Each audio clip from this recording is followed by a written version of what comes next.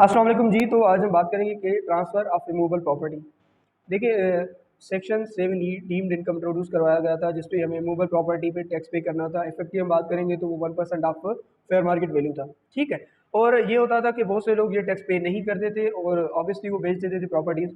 लेकिन अब ऐसा नहीं हो सकता, क्योंकि थ्रू फाइनेंस एक्ट 2023 में इसमें काफ़ी चेंजेस आई हैं। सेक्शन 236 आप सबको पता है कि जब भी हम कोई भी रिमूवेबल प्रॉपर्टी, हम कोई भी प्लॉट या कोई भी जायदाद जगह हम क्या करते थे, ट्रांसफ़र करते थे, सेल आउट करते थे, तो हमारी इनकम टैक्स की विथहोल्ड हो जाती, एडवांस इनकम टैक्स हमारी डिडक्ट हो जाती थी।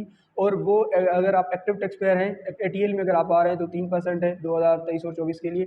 और अगर आप नहीं है तो आपके एटीएल में अगर आप नहीं आ रहे तो वो 6% है आपके लिए, ठीक हो गया। अब ये है कि अगर आप रिमूवेबल प्रॉपर्टी ट्रांसफ़र कर रहे हैं तो आप नहीं कर सकते, क्योंकि थ्रू फाइनेंस एक्ट 2020-23 एक सबसेक्शन इंट्रोड्यूस करवाया गया है, सबसेक्शन 2A, ठीक है। Subsection 2A of section 236। अब सबसेक्शन 2A में ये ऑर्डर कहें या एक ड्यूटी लगाई गई है ट्रांसफरिंग अथॉरिटी की, वो रजिस्ट्रार हैं जो भी है, कि आप तब तक कोई भी प्रॉपर्टी ट्रांसफ़र नहीं कर सकते जब तक उस प्रॉपर्टी की टैक्स अंडर सेक्शन 7E की जो भी लाइबिलिटी बन रही है वो डिस्चार्ज की गई हो, वो पे की हो टैक्स पेयर ने। अगर वो उन्होंने पे नहीं की तो वो प्रॉपर्टी ट्रांसफ़र नहीं हो सकती, ठीक है। तो ये हुआ था। बाद में ये है कि बिहार ने थ्रू सर्कुलर नंबर 1 इस सबसेक्शन की फर्दर एलाबोरेशन, यूँ समझे कि फर्दर क्लेरिफिकेशन हमें दे दी। और उसने उन्होंने कुछ सिनेरियोज़ बना के दिए हैं कि अगर ऐसा है तो इस पे तो उसका ये तरीका है, अगर ऐसा है तो उसका ये तरीका है। तो हम सबको उनको देखते हैं।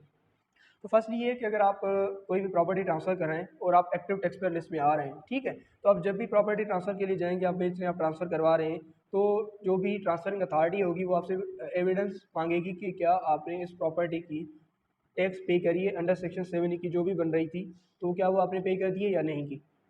अगर आपने पे की है तो बहुत अच्छे, लेकिन अगर आपने नहीं की तो फिर आपने वो टैक्स पे करनी होगी और पेमेंट का एविडेंस आपने फिर ट्रांसफरिंग अथॉरिटी के सामने प्रोड्यूस करना होगा, तभी आप ये प्रॉपर्टी ट्रांसफ़र करवा सकते हैं, ठीक है। पहला तो ये होगा। सेकेंडली ये कि हम एटीएल में भी आ रहे हैं, लेकिन जो हम प्रॉपर्टी ट्रांसफ़र करवाना चाह रहे हैं उस प्रॉपर्टी पे सेक्शन 7E एप्लीकेबल ही नहीं था, यानी वो सेक्शन 7E की डेफिनेशन में फॉल नहीं करती थी, या किसी कोर्ट ने, किसी लॉ ने हमें क्या एग्जेम्पशन दी कि ये आप पे एप्लीकेबल नहीं है। तो इस हालत में जब हम पे सेक्शन 7E एप्लीकेबल ही नहीं है तो हमने कोई ट्रांसफ़र टैक्स हमें पे नहीं करना था, और ट्रांसफरिंग अथॉरिटी को क्या चाहिए, पेमेंट एविडेंस। तो इसके लिए बिहार ने क्लेरिफिकेशन ये दी है कि फिर इसके लिए आपने एक फॉर्म ए फिल करके आपने कंसर्न कमिश्नर को जाके देनी है, और उनसे आप एक सर्टिफिकेट लेंगे और वो सेम सर्टिफिकेट आप प्रोड्यूस करेंगे ट्रांसफरिंग अथॉरिटी के सामने।